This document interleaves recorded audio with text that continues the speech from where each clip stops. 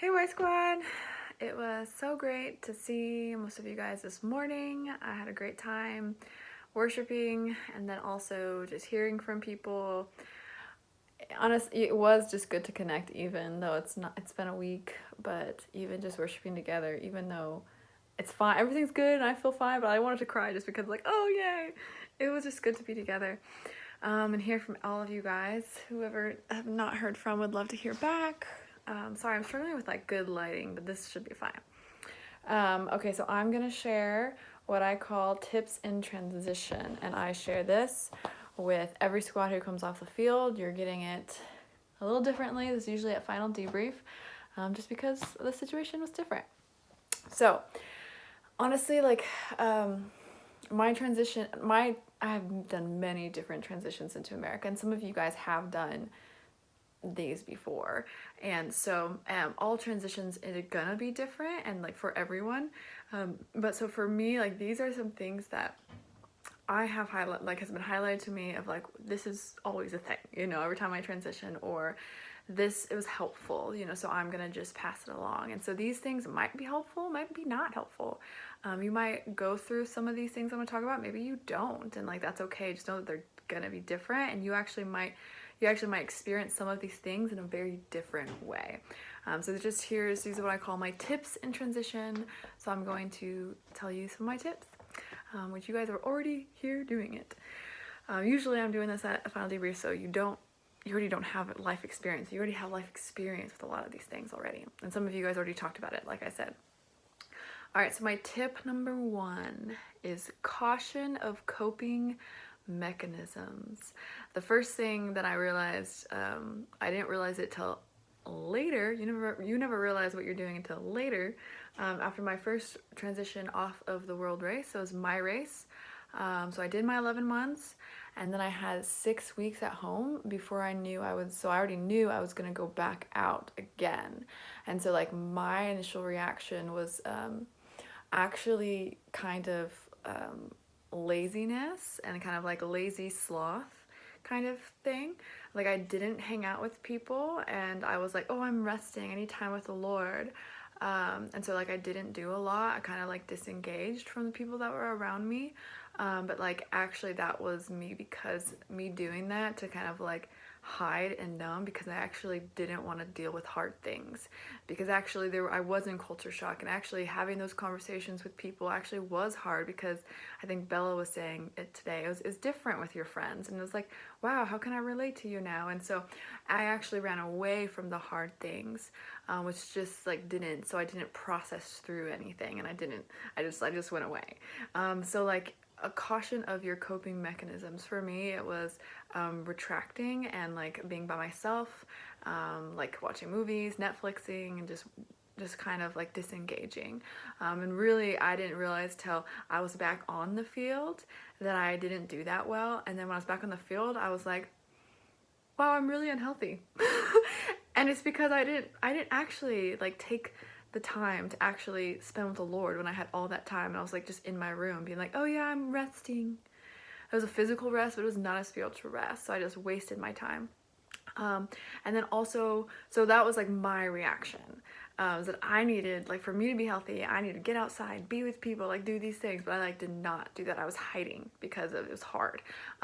Also people's natural reaction, that I have seen, so some other people on my first squad, they did the exact opposite. They jumped straight into a job, like really quick, really fast, like go, go, go. And so that was their opposite reaction, was like go, go, go, busy, busy, busy, so that they don't have to think about anything, process anything, or actually even sit with the hard things. I just ignored them in a different way. So I know a guy on my squad, it was like my original squad, that like a year later he like messages being like, I'm unhealthy. I didn't process one thing about the race, and like my transition to America has been so hard, and I have not dealt with what has been hard, and I have just shoved everything down and kept myself so busy. So like know yourself to know like what your tendency might normally be, like retraction, withdrawal, nothingness, and like laziness, or like I'm gonna go, go, go really hard. Actually, my response of laziness is surprising because I actually am a person, a normal, keep myself busy, blah, blah, blah, because that's how I was before the race. So it might actually be surprising for you. People, you might numb in like, I'm watching Netflix all the time, like, oh, maybe I'm drinking too much, you know, like I'm actually drinking because I'm not that happy, not just because, oh, I'm gonna enjoy this glass of wine with my dinner or something. So just like be aware of your own natural coping mechanisms of what you do when things are hard, and you guys probably know some of yours right now. So it's just caution and be aware that because it's going to be a little hard and uncomfortable, like you're gonna be drawn into some of your old coping mechanisms. Tip number 2, let other people in. Even if you don't know what to say, I know like Jake had mentioned today, like it's hard to know what to say. Let people in even to that. Even into the fact like, I don't know how I feel, honestly. Weird emotions, weird thoughts. I actually feel nothing, you know? So for me, I did that. I would kind of withdraw. I like didn't know what to share, how to share. I didn't know what I was feeling or thinking. So actually I was home only for a couple weeks. Again, this is the first transition, and I'm in the car with my dad, and he goes, wow, Steph, like, cause the World Race, they sent us some information about like, you know, for the parents of how to help their racer transitions, and they said it was gonna take you like a year to transition, like, back into America and back into like your next thing, but like you seem fine. Like, oh, that's funny, you seem fine, you know? And so we were driving somewhere, and I'm in the back seat, and I start tearing up, and I don't even know why, you know? And then I'm just like, yeah, I don't know. I'm not really fine, but I don't know what to say, you know? So I just like cried in the back of his car, and I was just like, yeah, you know, so I don't know what's going on right now, but no, I'm not okay. Even though it looks like I'm okay, I don't know. I have no idea. So even that little bit of letting my family in that moment of like, I have no idea what to say. I have no idea why I'm not okay, but I'm actually not, even though I'm not showing anything. So even if it's messy and even if you have nothing to say, like just let people in. At that moment, all I could do was cry, and like that's okay. It's good, guys. It's so good. Tip number 3, identify spiritual atmospheres and strongholds in America. So when you guys are going from culture to culture and you're entering a different country, you're the most able to like see what is new about that country and about that culture of like what they do, because it's different than yours. So actually, this is the prime time where you guys are actually have been out of America long enough to maybe go back into America and be like, huh, you guys do that, that's interesting. And like not be, because when you're in the culture you don't realize that you do something because you're like, oh, that's just what we do, you know? You don't realize that that's like different, or like, oh, okay, part of a culture, a part of the atmosphere here, the environment here, that was things that we do. So when you guys come back into America, you actually have prime eyes to see those type of things, and you're going to see them in different ways. Some examples that I'm going to give is just like some things I saw. You guys are going to see different things based on who you are and around and what you have eyes to see. So just my example, again, this is my first transition, so I'm on my race.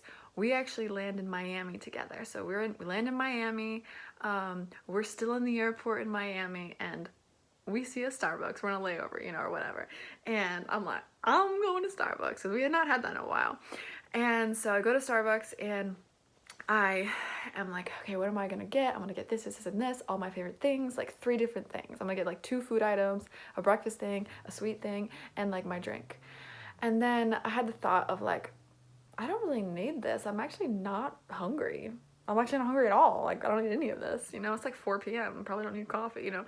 Whatever it is, I had the thought of like, I don't actually need any of this.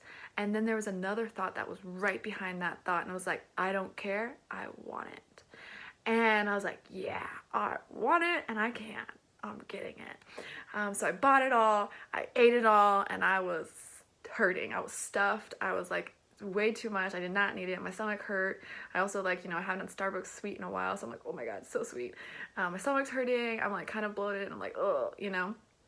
So dealing with that as I'm sitting, so we're still in the Starbucks in the airport with some people on my squad, and we were all trying to get Wi-Fi on our phones because we had Wi-Fi like where we were, but we didn't have like regular cell service often and whatever else. So I'm trying to get Wi-Fi, and it's not really connecting with my phone and other people have it, and I just got like so frustrated. I'm just like, ugh, and I'm like mad that I can't get Wi-Fi right now. And then I had this thought, like, I actually don't really need Wi-Fi right now. There's nothing I need to do. There's really no one I need to talk to right now. Like, I don't actually want to do anything. I just want to get it because it's there, you know, and I can, because I'm in America and I should have access. And just like kind of like pause. And I was like, huh, like why am I actually so mad? Like I actually have nothing to do, and I actually haven't really had constant Wi-Fi for the last 2-3 months. You know, it's been like not always in there. It's like there sometimes or not. I don't know. Like why am I so mad when I have lived majority of my 11 months without it? And then I start coming aware. I'm like, wait, something's happening. This is different. I haven't had these feelings or these struggles in the last 11 months. Okay, America, you guys, like I came in, I'm not gonna lie, I came in with my guard down thinking, this is America. There's no spiritual warfare here. You know, like I know what's going on. I came from all these other countries that had spiritual warfare. Not true. Our warfare in America is very subtle. Our atmospheres and whatever else that we deal with is like very different than other countries, and so for us, can be undetected. So I started like realizing everything that's happening. So I started looking around the Starbucks, and every single person, I kid you not, is like this. Like my whole team, like all the other couples, and just like, you know, they're with their significant others and friends, and like no one's talking, and we're all just like ding ding ding. And that had really not been my squad's life for the last couple months. And so I was like, wow, this is what America has. And so I just like kind of reflected. I was like, okay, Lord, like what just happened to me at Starbucks? And like what is here in America that I just fell victim to, or just like I just like fell into really quickly, because I was not coming in with my guard down, or I was coming in with my guard down. And so a couple of words that he highlighted for me in that moment was gluttony. I just wanted it. I want it. I don't even need it. I want it because I can. So like gluttony, disconnected and distracted.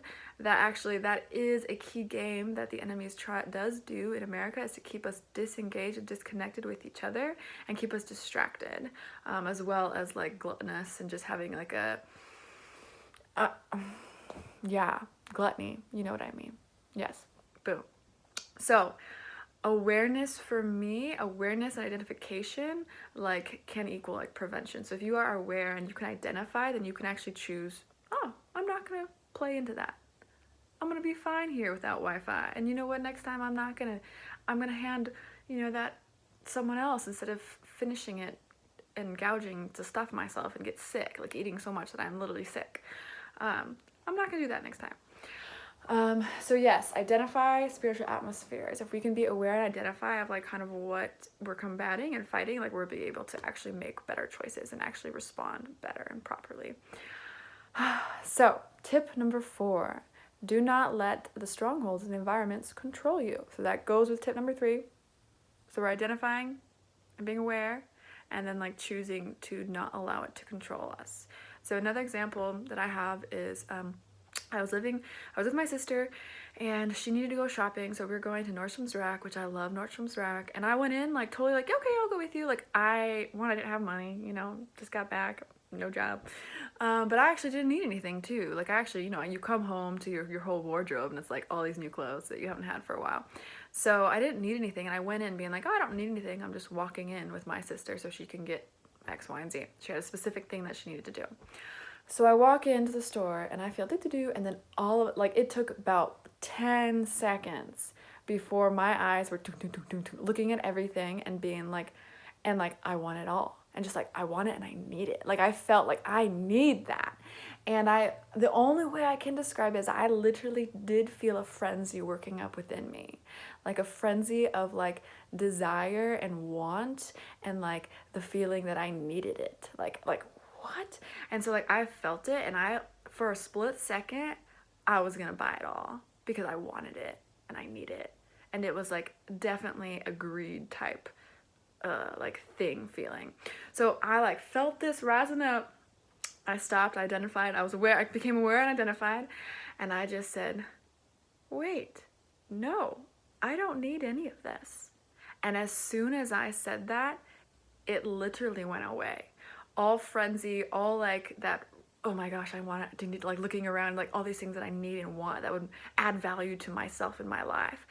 Those thoughts all went away as soon as I said that.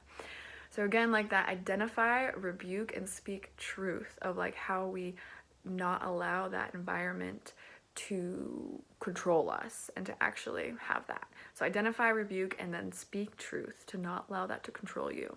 So I do believe, and like we don't understand all of how the spiritual world works. I don't know, but I do think like the enemy tries to keep us in bondage over spending our money and on things and on stuff that we don't need, and keeping us in bondage of finding value and identity and comfort in buying things and in numbing ourselves in that weird way, you know, of trying to find value and trying to like just like feel good in anything other than the Lord, you know, is like kind of what I mean in that numbing way. So yeah, I really just felt like that sort of there, like I don't know, maybe there's like in every single shopping store, mall, it's like there and thick, because as soon as I walked in I felt it, which I had none of that kind of pressure before. So again, it's like you guys are coming in and you guys have the best eyes to like kind of feel things that are like, or sense things, or like recognize the thoughts in your mind that are like, whoa, I haven't had to deal with this in a while, or like, wow, maybe this is way heavier here in America than it is in other places that still has malls in other countries, but like we very much value a lot of greedy, and then also like we very much value stuff and things as part of identity and worth, which other countries do too, but not all of them to the extent that I think we do in America. Okay, so this is also similar. We're building off of things. Tip number 5, do not let emotions of others control you. This is just tips for life. This is in general. Examples here is honestly too many to count, and you guys are experiencing that right now with a lot of fear of the virus and what's going on. So some of the things that I really was picking up when I'd be, you know, transitioning home and stuff is like, we in America here, like we have a go, go, go, like task focus, like high achieving type of way about life that I like knew, but it's like, it is very different than a lot of other countries. And I actually had experienced that when I studied abroad. During college, I went to Spain for 9 months and I didn't go home. I went there 9 months straight, and then I went back to America, and I like sensed, like even just with Spain and America is like a whole nother level of like achieve, go, go, go, keep yourself busy, blah. And so like just like kind of recognizing like, whoa, okay, yes, I recognize that. I don't want to be all stressed out with you because, and like have build my life around that go, go, go. Every 10 seconds need to be filled. Like even with my family who like, they know the Lord and they can understand the value of like quiet time, whatever else too, but they still schedule out everything. And even like having 10 seconds to yourself should be planned and scheduled and whatnot, you know? And not everyone operates that way, obviously. But like me recognizing like, okay, other people are gonna be like this and I'm choosing not to. Other things that came was like gossip. Like I just realized how negative the culture was, and negative my friends were, negative even my family, riddled with anxiety, and like how much people, like gossiped and just like talked about meaningless things, you know? It's like and like some other things I wrote down in my notes. And guys, I wrote this like, you know, 2 or 3 years ago, and it's like really funny because it's so much heightened now with you guys going home than even then. This is what I wrote. This is what like the feelings of people, you know, emotions of others, and how it always was, like even before this coronavirus. This is what I have. Everything is a huge deal. The world is going to end. Dramatic. That's literally what I wrote. That I like everyone reacted so strongly to things, and everything was so dramatic, and I was kind of like, wow, that sucks, you know? And to just like recognizing these things and being like, nope, I'm not gonna go there. I'm not gonna allow myself to be anxious for anything. So like again, it's like you're gonna feel it to settle in maybe, and then like how do you let it go? It's like, you know, coming back to Christ and being like, okay, God is bigger than this. It's not a big deal, and He's got it. Life is good. He's on His throne. Hallelujah. So again, like being these are all just like tips and caution of being aware of other people and how their emotions and feelings and thinking and like speech is going to can have an impact on you if we don't have that guard up. We don't have that recentering to the Lord. We don't have the word. in our hearts, speaking it over ourselves in situations, like we can fall straight right back into that worry and that fear and that anxiety that is very much permeating right now, even more than it has been here or in the past. I believe that God has created us with the ability to control our emotions. Emotions are real, but He has created us with the ability to control our emotions, our reactions, and our responses. So like that quote, I can't even remember at the moment who says it, but it's like all feelings are worth mentioning and all feelings are worth managing. So just like normal life, manage your emotions and your responses and your feelings and be aware of how others are going to impact, are going to try to impact yours. All right. Thank you, Jesus. You've given us a sound mind and discipline. We can do it. Okay, I have a little side note here that I like to say at this time. I will read it. You are not a victim to the U.S. culture, to American culture, okay? Because a lot of people, it's like, oh, it's just like this here and like this, and it's so hard. Like, yes, but we are not a victim of it. Like, we are conquerors and we go above it, okay? We are culture starters. Look at Jesus and his disciples. They flipped the world upside down. This is our legacy. Not freaked out by the world media and life's mundane problems. Guys, I wrote that 3 years ago, okay? We will not be freaked out by world media and also life's mundane problems. Yes. Okay. Tip number 6, be proactive. All right, so this is going to be coming into my transition number 2 off the world race, because as I said, number 1, I didn't do so good, okay? So number 1 was kind of like, oh, this is hard, I'm just gonna retreat, I don't want to talk to anyone, this is gonna, I don't know what to say, I'm gonna not, because it's only 6 weeks and I'm out again, you know? Some of you could feel that way. I'm only here for a short time with my mom and parents and I'm out, you know? Okay, well, there's still a lot going on that you can be doing well or not well, even when in that waiting of being out.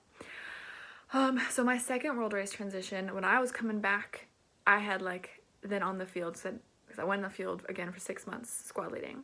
And so within that time, I realized, wow, I'm not that healthy. Wow, I didn't do that transition well. Okay, let's do better next time. So I'm trying to help you so you don't have to realize that a year later or 6 months later. Wow, I'm not doing this well. Ooh. So I wrote out goals and reviewed them regularly. If you have not done this, I suggest you do this week. So I asked myself, okay, what do I need to stay healthy physically, emotionally, and spiritually? And so I wrote those down and that I will do these things, and I reread them even daily or weekly until I actually was implementing them and doing them in my life. So these are some of mine that I wrote down, and you guys will have different things that you need to stay healthy and all holistically healthy.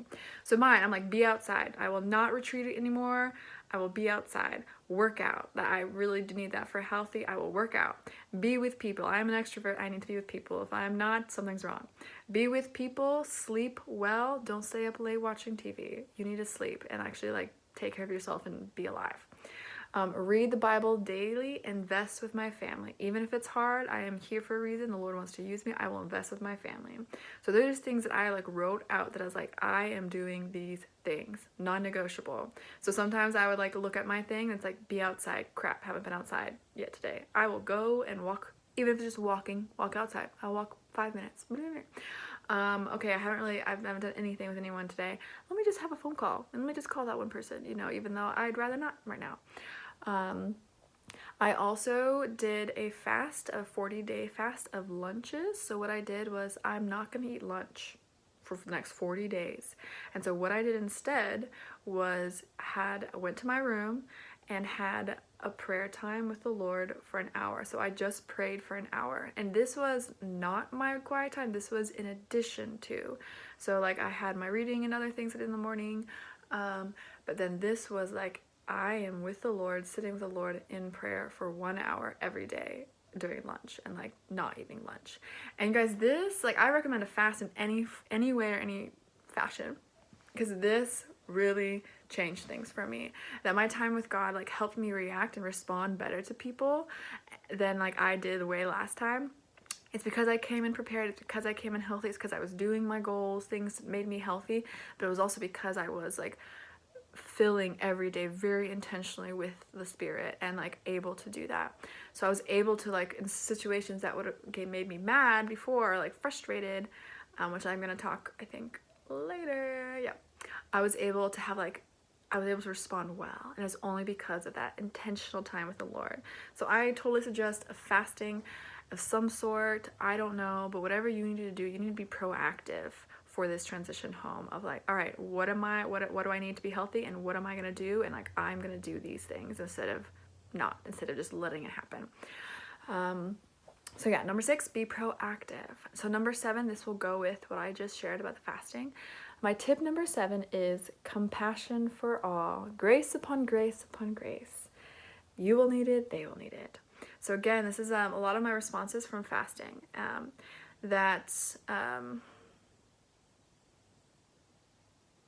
Hold on. I guess I wanted to talk about something and it's not on my notes here. Okay. Anyways, maybe I talked about this normally in my first point, but yes.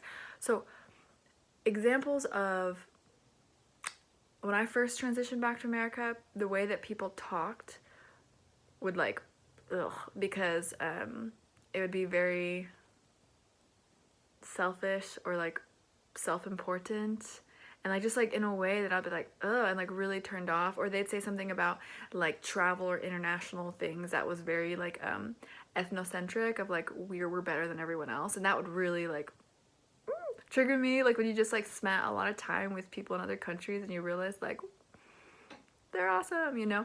And so I would like respond be very frustrated with the way that Americans are. So I came back and I was like, Americans are this way and this way and this way, and they suck. But the second time, like with that intentionality with the Lord, I was able to respond with compassion and understanding of like, they actually don't know any different, and they actually like do think that, and like that's actually sad because they've never had the type of experience and understanding and knowledge that actually I have. So I was able to like actually come with like compassion and understanding and respond in that way, instead of being frustrated and annoyed at like the way that Americans are and the way that we think and the way that we talk and the way that we do everything. So again, like compassion for all, because like really everyone is just in a hurting world.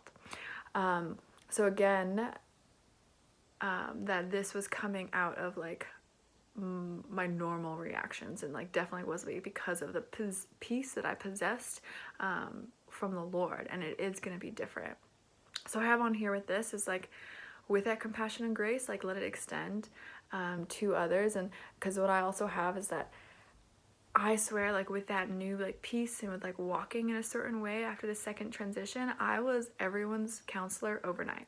Like my sister, my mom, random people at church, like literally just started talking to me about things, and like I didn't want to bear everyone's burdens with them, but like when we are that center of peace, when we are like Christ on the earth, like that is what's gonna happen. And so I actually have written on here a poem that I wrote. I mean, it's literally just a line, but like I was trying to like write out like just what is actually inside, like what is actually feeling. And so I have this on July 19th, 2016. I had been back for 1 week, approximately 1 week, and this is what I wrote. I'm like, I feel like a piece of sanity coming into an insane world that people are clinging to. So again, I feel like a piece of sanity, just one little piece of sanity coming into an insane world that people are clinging to. Because all around me, people wanted to talk to me and wanted something from me, and my natural desire would be like, too much. But like, I needed that time with the Lord and that compassion and grace for others in order to be able to like love people and respond and actually be Jesus to them. So very important, getting what you need, filling up, so that you can actually have that compassion and grace upon others, because the first time I did not have it. So again, yes, Lord, thank you, Jesus. Some of you guys are probably feeling that now, feeling like a piece of sanity in an insane world, because it's even more crazy right now. Okay, tip number 8, embrace the war within, okay? Like Jesus says, Matthew 10, he's like, oh, I'm come to turn you know, it's like where it's like brother against brother and father against son, like as in like kind of like turning the world upside down in that way, like to create a new kingdom. We talk about like a new order of the world that will have one on here and one still in the old, you know? And so that does happen like within us. Like I found myself many times being like, what is wrong with me? Like, why am I not okay? And like not really sure why, and like feeling pulls in myself with like different directions of like what I even wanted, and like that old self pull and the new self pull. And that like, yes, embrace that. There's going to be a war within, and embrace it. It will be challenging. I'm just going to read what I have, because I don't really remember. Okay, so not just with practical things like changing of culture or like some culture annoyances or my friends have new friends, like that's hard. Like those are gonna happen, but like even beyond some of those practical transitions and changes, but also like a spiritual battle. The enemy doesn't want you coming in and messing up any of his territory here with your new eyes and your new maturity in him. So, how is he gonna fight you? He's gonna use your own flesh. He's gonna pin your old flesh against your new flesh. He's gonna rouse up desires that you feel like, wow, I haven't struggled with this in forever. For me, it was a lot of like, wow, I haven't struggled with that in a while, and I am now. Like, wow, I haven't felt this insecure in a while, but it's back, you know? Like, this is like high school. Like, what the heck? So again, I'm gonna share the words that I wrote. So this is October 6th, 2016. Now, I've been home probably about 2.5 months. This is all in my second transition, the one I did well. And I wrote this. Did Jesus come to bring civil war? Did he come to bring a civil war within myself? He started a war with my soul and my spirit, between my flesh man and my spirit man, the old self against the new self. So again, it was me like really expressing the feeling of inside, being like, why am I not okay? Like, what is happening? Like, I feel like I'm fine, but I'm not. And like, why, you know? And just know, like, yeah, he did. And it's okay. And embrace that. So embrace the war that is going on within, knowing that he good, and as long as you cling to him, it'll be okay.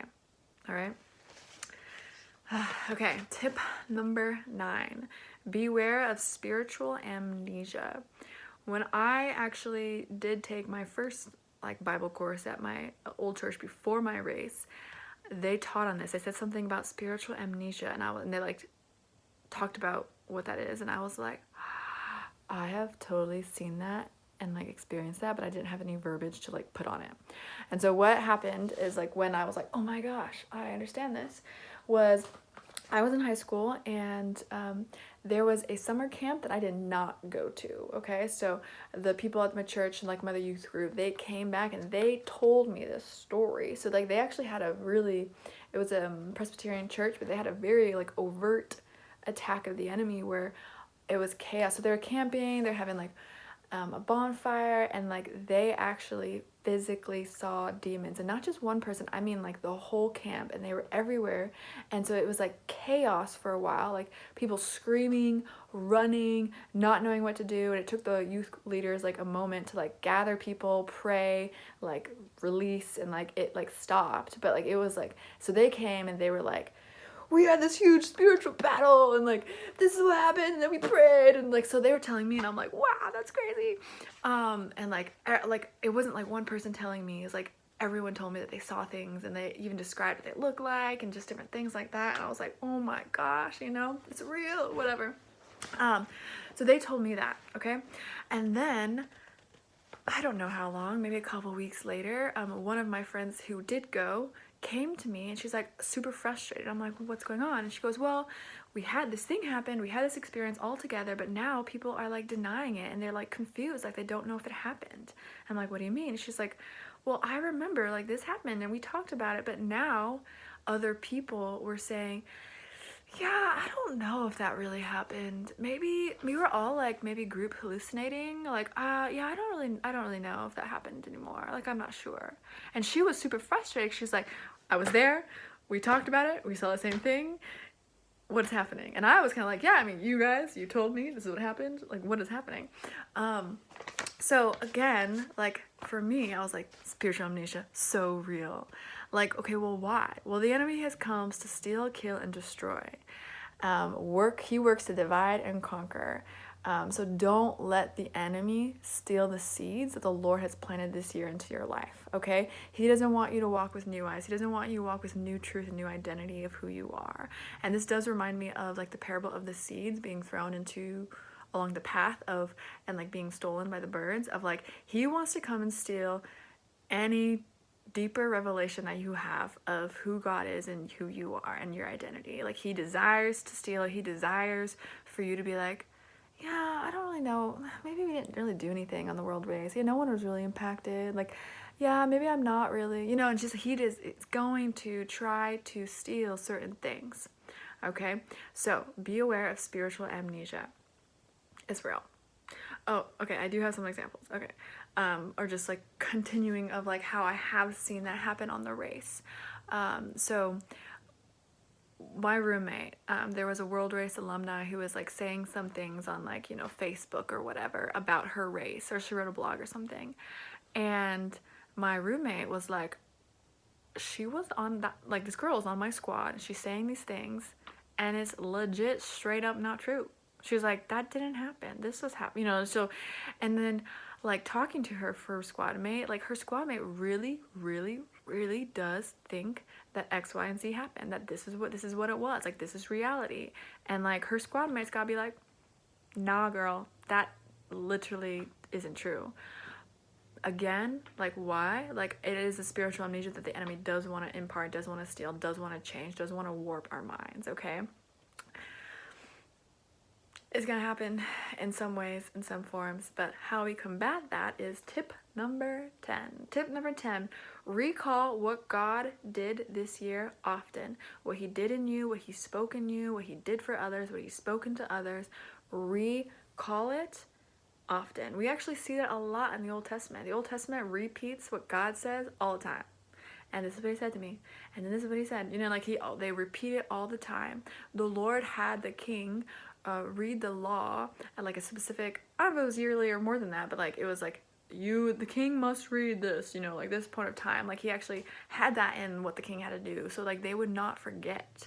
It was like always about repeating, retelling what the Lord has done, so they will not forget what the Lord has done for them. They would not forget the Lord's goodness, so they will not fall away. So again, we want to do that. We want to be rethinking about what he did. We want to be reading journals. We want to be processing. We want to be talking to each other. We want to be remembering like all that he has done and all like what was true. And maybe you need to be like, ask a teammate, like, am I remembering this correctly? Does this what happened? Was it like this? And they'll be like, yeah. Or they'd be like, actually, no. I'm like, shoot, we're remembering totally different things. Let's ask the third party who was there, So like you guys just want to be able to, just want to keep things fresh, want to keep God's goodness. And just be aware of any kind of like shifting and changing, and maybe a memory where you're like, yeah, that was a good time, and then all of a sudden you're like, maybe it wasn't. Maybe you do need to like resit with the Lord and be like, show me truth, God. Like I've done this too, of like, where was I hurt that I'm remembering this incorrectly? We all can do that in many different forms of our life. All right. So yes, we will be like the kings of old. We will read God's law, not forget what he has done for us. We're also going to remember what he has said, what he has done all throughout this year. All right, tip number 11. All right, no fear of sharing or answering difficult questions. Okay, I'll give an example. So some example, like when I came back in some of them, what was kind of a popular thing of like talking about, and maybe probably still is, but it was like really popular when I came back in a few of these, was like no white savior, So like you just came back from mission trip, people are like, oh, you are a white savior trying to go over there and save people and whatever else. And like also the theme of like, oh, short-term missions trips are harmful, which like in some ways that is true, depending on how you try to do it and the perspective that you go into, So I really suggest people like don't shy away or be afraid of those things. And so like my tip to you is be honest, be positive, and always bring it back to God and kingdom. So like I did have people like, oh, well, yeah, I don't know how I feel about short-term missions trip. Like I think that they, are bad. And I just come back from a year and a half, and I was like, okay, yeah, I mean, yeah, they can be. I don't really know, but here is what the Lord has done. Here is what I have seen. And they're just like, wow, like they actually can't say a lot when even if this impact is small, or even if there was a simple conversation that you got to have with someone that they impacted them, like those are things to be shared and to be thankful for, and to like express joy and praise to the Lord of what he did do and what he did use, whether you should go or not, you know. So another thing is to normalize like conversations about God, and even if it was with people who aren't Christians, or like you didn't have that relationship with before you left.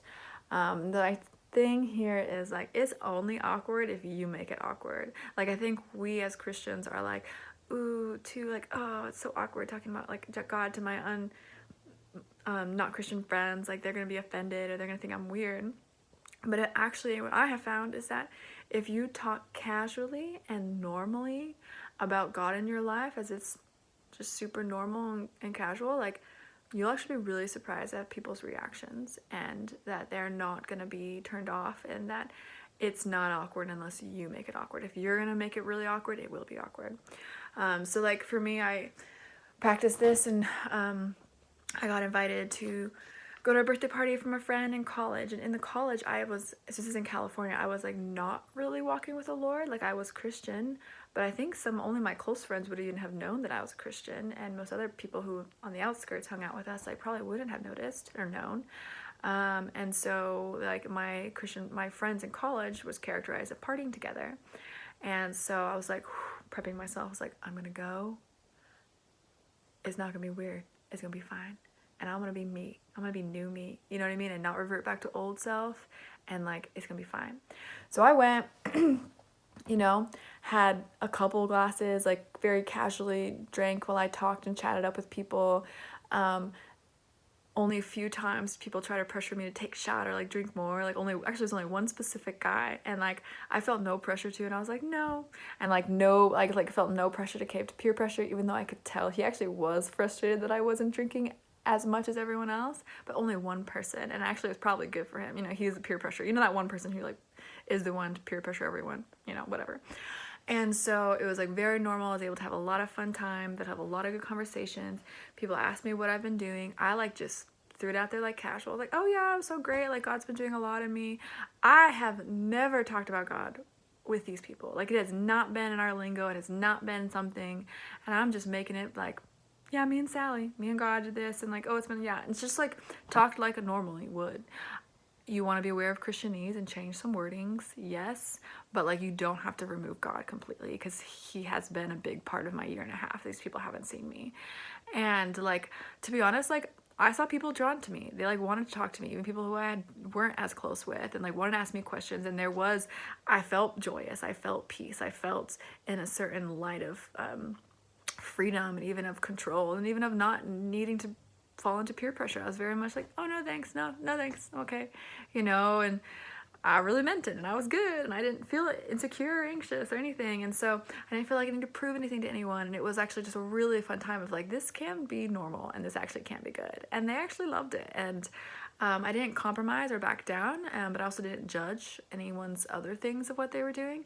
And I really did feel like it was the epitome of like in this world and not of it. Like I'm in this world, so I'm talking and I'm engaging and I'm being a part, but I am not of it, you know. And I was definitely a different feel, a different life, a different voice, a different light in that situation.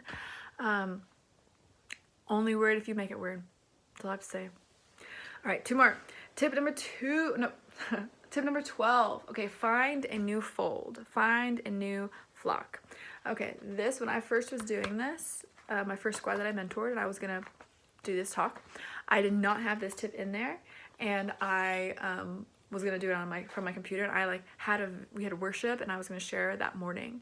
And during worship, I had this vision and quickly like typed this tip up, because I was like, wow. So my vision was, there was a fence gate, you know, with a fence, and like sheep here, and like it was my squad. And the gate opened, and the sheep had to go. And there was like, get out, sheep, like leave. And then I saw that I was on like a hill, and I went down, and then I went up, and then I went higher to like other hills. And I saw other sheep pen on higher hills. It's kind of like, you know, like that, you know, going up. And I saw that like they were gonna have to go down into a valley, and it was dark, and I saw wolves. And it was like, all right, the gate opened. I was like, okay, sheep go. And I knew they had to leave, but I saw wolves right outside the gate waiting in the darkness. And I was like, no, Lord, like, oh, I want my squad to protect them. Like, they can't leave. They need to stay, like, in my care, protection, you know, whatever else. And, but then I knew, I was like, they have to go. They have to go. They have to go into the valley. They have to go even though there's wolves waiting for them, because I could see that there was a higher hill that they were going to get to, and there were sheep pens there waiting for them that they were going to go take refuge and safety in, and that those pens were higher than where I was. And so in order for them to go higher and go farther and go deeper and go more, they had to leave. They had to go to the next thing, and the next thing was going through what looks like hard and scary, a downhill like valley of darkness in order to go higher. And so I struggled with that. I was like, oh God, but I was like, they have to go. They have to do it. And so what I felt like the Lord was revealing to me, and he had a couple times and like been revealing to me more and more, that there is something spiritual, I don't know, of like covering and protection, okay? So like for me and Lita, Mark, and Jane, like we have been honored to be like a sort of spiritual covering, which you guys also have like parents coverings and other people in your lives, been able to offer a sort of spiritual covering. Well, I feel like the Lord told me that like in this time of like you choosing to submit under that covering, like my prayers for you were like somehow like more powerful or something like that, okay? And that like, so God told me this later, but then it came together like with this vision, okay? It brought it back up, okay? So this is what I have learned. I don't know how or why, but that there is something about I'm in this covering, so the prayers that they pray in this covering is somehow more powerful protection of me if like they weren't in my covering, okay? So if I just pray for someone else in the street, like I might not have as much like impact into their life via prayer as I have by like people who have like given me that. I don't really understand how it works, so I don't know, but like Tim Dilbick in The Office, he's a E4 leader, he always says, the kingdom of God runs on the rails of authority. So I'm like, okay, somehow authority is a thing, whatever. And so like what I realized was, okay, they're leaving my protection and they need to get to where those other pens are. They need a new flock, a new fold to get to have more of that covering and spiritual protection, okay? So what I'm saying in this is get plugged in at a local body, in a local church. Put yourself under someone, something, church, organization, eldership, mentorship, who can continue to have a spiritual covering over you guys. So what I have seen in the past is that world racers come off the world race and they are a little disillusioned with the American church. Like I have people come off and they're like, church, I didn't even know that the relationship with God could be like this. I didn't even know that God was so real and so good. You never taught me this. Like all you did was sit me in a pew and collect my tithe. Like screw the Western American church, you know, blah blah blah.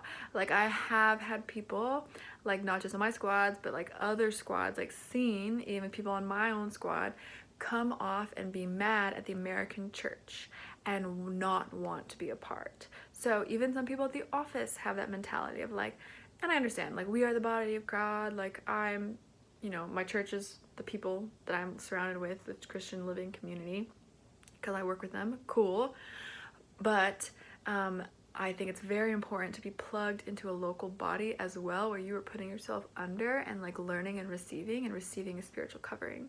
So when the Lord had like put that in my heart, I actually had done a year at Adventures without committing to a body. So I would go into church, but I was going to like 3 or 4 of them and kind of like, I don't know which one yet I want to commit to, like I'm not sure. And then when the Lord dropped that into me, I was like, tomorrow I'm going here, I'm committing. I just committed. And it was the first Sunday that I had committed, this is gonna be my church. I'd gone there a couple times. I'm sitting and the pastor is praying. He prays like, you know, over us afterwards at the very end. So like my arms are open and he was praying like, you know, whatever protection, whatever else over us. And I was like receiving it. And I was like, whoa, like this is going I'm a part of this. And it actually was like, it was good, and it was like exciting. I was like, I'm receiving this protection. I'm like receiving it spiritually, and I don't really understand how, but like I was like, this is hitting me. Whereas if I was not committed, even just here, because I hadn't joined yet officially, but I was committed here, and I was like, this is for me, and I'm receiving this. If I was just a bystander and just like there visiting, I would not be in this prayer covering as much. Don't fully understand it, but that was what the Lord was like imparting to me, and I was like, this is so important. So find a new flock, find a new fold, be a part of the body, get underneath someone, get into that protection, that spiritual covering, not just for your sake, but for others. Another thing that I am pretty vocal with Adventures, people of like, you should also be in a body. Outside of Adventures, because of the fact that like the Lord has taught and grown us in certain ways that actually the local bodies need. And so you're actually doing other people disservice by not entering into a body and like being your part and being the thumb, you know, and being what you have and like imparting that into the body, even if it's not understood or known or seen in a way. So you need them, they need you, okay? The American church needs some fire, and you guys are coming with some new perspective, some new understandings of who God is and who He is in you, and how you can live a radical life just seeking Him. And even just, I feel like this is normally in my thing, but I don't know where I talked about it, but like, even just so I was hanging out with my sister's friends, and they're all Christian, but they like have no like difference than the rest of the world, you know? So like, American church needs us. They need you. They need something different. I'm hanging out with her friends, and it was so boring and so dry. I usually say this another point, I'm not sure what point. Like, literally, I'd hang out with them, and all they would talk about is like furniture and like, oh, I got a new couch, and then it doesn't like match the rug, and then I'm just like, these conversations are so meaningless. And it was like very hard for me. I probably do it in the compassion section. Very hard for me. It'll be very hard for you with some of the conversations of some of like when you just came from a community that was like talking about Jesus all the time and like on fire, and now we just talk about like cushions and nothing about God, and we're all Christian but we don't know how to talk about God together. And so again, like, your bodies back at home that you have, even Christian friends that you have with, like, they need to know that so there is something more different. Like, if that's not something that has been characterized of your Christian group in the past, like, the body needs some on fire, focused on the Lord. My life is the Lord's. Because even if people are going to be working at Starbucks and going back to normal life, like, there's a way to live where my life is the Lord's. Okay, it's not just missionaries who do that. So they also need to know that it's possible and real, and that you're doing it here in America. All right, gotta go. I'm trying to do this under an hour. All right, tip number 3 is this is a transition into America, not a re-entry. Okay, that I'm gonna go through some definitions. Re-entry is to go back to a place where you were earlier, or to an activity that you did or were doing earlier. It's an action of retaking or repossessing, repossession, whatever. That is a definition of re-entry. Okay, so even in the office, they use the word re-entry, and I hate it. I was like, I will not use the word re-entry. I will use transition, okay? Because this is why. Here's the definition of transition. A process or period of changing from one state or condition to another. A change from one form or type to another. It is movement, development, evolution from one form, stage, style to another. So we are not re-entering. We are not repossessing old self or oldness. We are moving forward. We are transitioning into something new, okay? I love this, okay? You might go back to the same job, same friends, same living conditions, but it is not a re-entry of going back to what was. It is a transition into something new forward that God has for you, okay? So even if everything, your situation looks exact same, you are different, you have been transformed, and you are in process of being transformed and transitioning into more and more of the image of the Lord. So it is not old, it is going to be new and different. I don't care if it's the same job, same everything, same exact everything, you are different. And you are transitioning into something new that the Lord has for you in that season. All right? I love it. We're not going back. We're going forward. No re-entering. We are developing. We are new creations. Amen. Okay, let's see if anything else from this point. A lot of times, guys, I pray, Lord, like, let me, even in adventures, even with, like, you know, when I first worked here, you know, I had just coming from the field, and there is something about coming from the field where you're like fresh, you know, and there is something of people who came from the field and they've been in America 2 or 3 years.